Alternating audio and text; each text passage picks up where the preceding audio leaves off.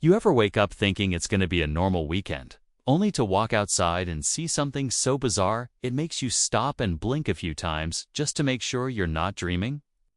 That's exactly what happened to me. I stepped out onto my deck with my coffee in hand, glanced down at the dockhand. There it was, a full-on stage, like a real stage, built right on top of my dock. Speakers, lights, folding chairs, she even had a mic stand set up. And who was behind this sudden lakeside concert hall? None other than the one and only HOA Karen. If you've ever dealt with an entitled neighbor who thinks the whole neighborhood revolves around their plans, then buckle up because this story takes the cake. Karen had apparently decided to throw a community talent show without asking anyone, least of all Mitha, actual owner of the dock. And somehow, in her mind, meant dragging her crew down early in the morning and building a stage on my private property like it was hers. No heads up, no permission. Just pure audacity. Now here's the kicker.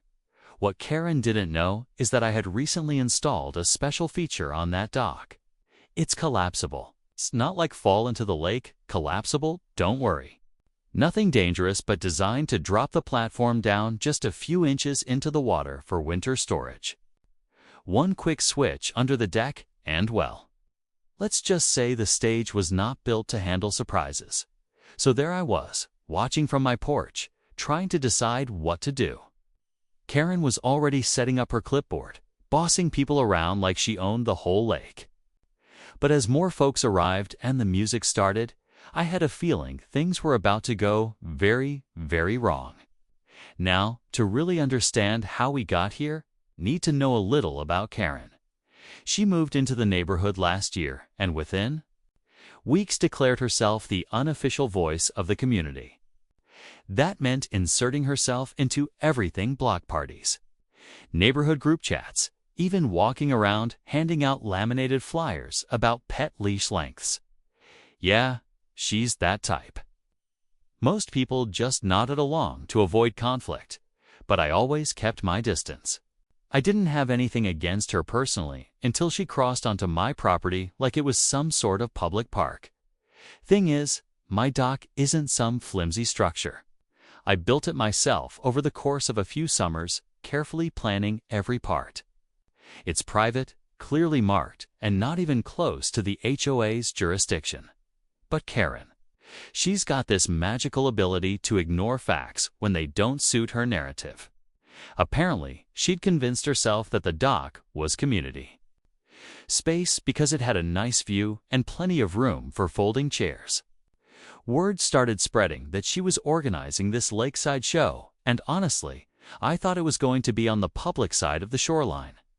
Never in a million years did I think she'd set up camp right on my dock. She even had a banner hand-painted, with her name plastered across the bottom like she was hosting some big charity gala. Neighbors showed up in lawn chairs, some bringing snacks, a few kids running around with glow sticks. Everyone just assumed I was in on it. I watched from behind my sliding glass door as more people arrived, setting up around my backyard like it was a festival ground. Karen was glowing, grinning ear to ear like she'd just pulled off the event of the year.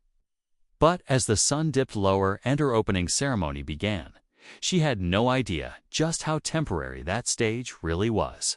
So there I was, standing behind the curtains of my own patio door, watching this surreal show unfold like some kind of lakeside soap opera. Karen had taken center stage literally on the dock, welcoming the neighborhood with that rehearsed fake smile she always wore when she wanted something. She had a little headset mic clipped on and everything.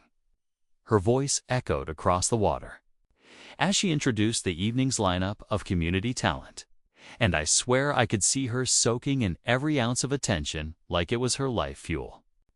Meanwhile, I was still trying to wrap my head around how this even happened. I started texting a few neighbors people I actually liked to ask if they knew she'd hijacked my dock. Most of them were just as surprised, saying they assumed I'd given her permission. One even said Karen told everyone I offered the space because I wasn't using it much. That was the moment I realized this wasn't just cluelessness. She had planned this whole thing with a made-up backstory to cover herself. Down by the water, her husband, who barely said more than 2 words to anyone, was busy fiddling with extension cords and setting up a popcorn machine of all things. And just off to the side, a group of teens were arguing about who was going to perform first. One of the younger kids had brought a karaoke track and was nervously clutching a Bluetooth speaker. Parents were settling in, clearly looking forward to an evening of harmless fun. They had no idea this entire setup was on borrowed time. That's when another neighbor, Mark, quietly walked over to me. He's lived next door for years and knows exactly where my property line ends. "You didn't say yes to this, right?" he asked, already guessing the answer. When I shook my head, he let out a low whistle. "She's pushing it too far this time." I nodded slowly, watching Karen bask in the applause after her dramatic welcome speech. The crowd had no idea the stage they were clapping for sat on a dock that could shift beneath them with one quiet motion. And the switch was right under my porch. As the sun dipped lower and the sky turned a warm gold, the crowd on my dock settled into their seats, all chatting and laughing like this was some charming lakeside tradition. Karen stood tall at the front of the stage, acting like she was hosting an awards show. Every few minutes, she'd flash that smug smile in my direction, like she genuinely believed I'd be impressed by her vision. But behind all the fake charm, there was this edge, like she knew she'd crossed a line, but was counting on the crowd to keep her untouchable. Meanwhile, my phone kept buzzing with texts from people asking if I was coming down to watch. A few even thanked me for donating the dock. I didn't respond. I just stood there on my porch, looking down at the quiet little lever tucked behind a planter box, the one that controlled the hydraulic system I'd installed last fall. It wasn't anything high-tech, just a slow-release system to lower the dock for off-season water changes. It worked smoothly, almost silently. Karen clearly had no clue. Back on the dock, a kid was midway through a pop song, his nervous voice cracking a little as the crowd clapped politely. Karen stood behind him, clapping along like she was the proud host of a neighborhood variety hour. Her clipboard was tucked under one arm, and I could hear her already announcing the next act. That's when it hit me she'd planned for this to go on all evening. There were over a dozen names scribbled on that list, and not one of them knew they were standing on a dock that wasn't built to handle a full audience. Then, to make things worse, Karen turned toward the crowd and shouted, "Let's all give a big thanks to our generous host for letting us use his beautiful dock tonight." A cheer went up, and before I could say or do anything, she added, "Come on, don't be shy. Come join us." I stepped out onto the top step, not saying a word. The music paused. Heads turned. Karen's smile faltered just a little. I could feel it every eye on me, and I knew the moment had come. One move, one flick of the lever. The whole illusion she'd built was hanging by a thread. Karen's eyes locked onto mine, and for the first time all evening, I saw the slightest flicker of uncertainty. She tilted her head and tried to recover, laughing awkwardly. "He's just being shy," she called out, trying to play it off. But the crowd had gone quiet. Even the kids stopped moving. Everyone was waiting for my next move. I stepped down. Another stair, slowly, one hand resting on the railing just inches from the control box tucked behind the post. But just as I was about to speak, another voice cut through the silence. "Karen, you said you got permission." It was Emily, another neighbor, and one of the HOA board members. She had arrived late and was still holding a Tupperware full of cupcakes. "You told us the dock was part of the HOA's shared property." The shift in the atmosphere was immediate. Heads turned again, this time toward Karen. You could feel it, the tension snapping tighter, like a rope pulled to its limit. She froze, her face stiffening, then laughed nervously. Well, Karen said, waving a hand like it was no big deal. I mean, technically, it's his, but he doesn't really use it. And community events bring everyone together, so what's the harm? Her voice wobbled slightly. The charm was cracking. Emily stepped forward. That's not how this works. You told people this was approved. You told me you cleared it. Karen looked like a deer caught in headlights. Meanwhile, Mark, my next-door neighbor, had joined me by the steps, arms crossed, eyebrows raised. You sure you want to keep pretending? He muttered under his breath. And then, as if the situation wasn't tense enough, a loud creak echoed from below the stage. People jumped. A few stood up from their folding chairs. The dock was fine. For now, but I knew that sound. It was the wood shifting slightly under pressure, the kind of sound it made right before the platform began its slow drop when the support pins started to unlock. Karen whipped around at the noise, eyes wide. The mood shifted again. Suddenly, this wasn't just a party. It was a question of what would give out first, her story or the dock beneath her feet. The creak echoed again, louder this time. People started shifting uncomfortably, some standing, others glancing down at their feet like the dock might just vanish beneath them. Karen's forced smile had vanished completely now. She turned back, toward me, that tight, rehearsed confidence gone from her face. Is something wrong with the dock? She called out, her voice pitching higher, nervous. I didn't answer right away. I just stepped to the side, reaching behind the post where the switch was mounted. Karen took a step forward on the stage, but the platform let out another groan beneath her. This one wasn't subtle. A few of the folding chairs tipped as people scrambled to stand. You could see it on their faces, now confusion mixing with unease. The community talent show had turned into something else entirely, okay? Karen suddenly shouted, raising her hands. Let's take a short break. Just a quick reset, folks. She gave a shaky laugh that didn't fool anyone this time. Everyone can head to the yard for snacks while we check the platform. But before the crowd could move, Emily stepped forward. Karen, we deserve an explanation. You lied about everything, didn't you? Her tone wasn't angry, just firm. Karen opened her mouth to answer, but I finally spoke.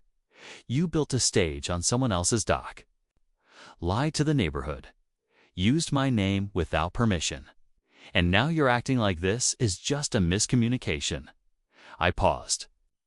This dock is mine, Karen, and it doesn't hold weight like this. Not with this many people. Karen froze, but it was too late. With one quiet flick, I turned the release lever. The dock gave a sudden, gentle lurch, not dangerous, but dramatic enough.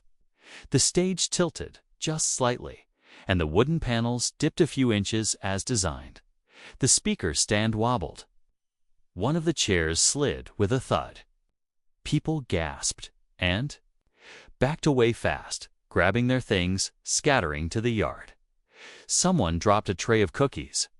It wasn't chaos, but it was enough. Karen nearly tripped trying to step off the platform, her clipboard dropping into the shallow water. And as she turned to face the crowd again, soaked from the knees down, the final twist landed not from me, but from her own husband. He stepped forward, voice flat. I told you not to use the dock. I told you it wasn't yours. You never listen. The silence that followed said everything. No one clapped. No one laughed. Karen stood there, dripping and humiliated, her perfect evening shattered not by me, but by her own choices. And just like that, the neighborhood saw her for what she really was. After that moment, everything just settled. People quietly gathered their things and left the dock without saying much. The sun had dipped behind the trees by then, casting long shadows across the lake. Karen stood off to the side, soaked, trying to wring water from the hem of her linen pants while pretending she was still in charge. But no one was looking to her for direction anymore. The charm had worn off. The illusion had snapped. Emily took a moment to apologize to me before heading out, saying she'd call for an emergency HOA meeting to clear things up. Though from the looks on people's faces, it was already settled. Karen's husband packed up the remaining gear in silence, loading it into the back of their SUV without waiting for her help. It was awkward, but honest. You could tell he'd been through this kind of thing before, quietly cleaning up after one of her stunts.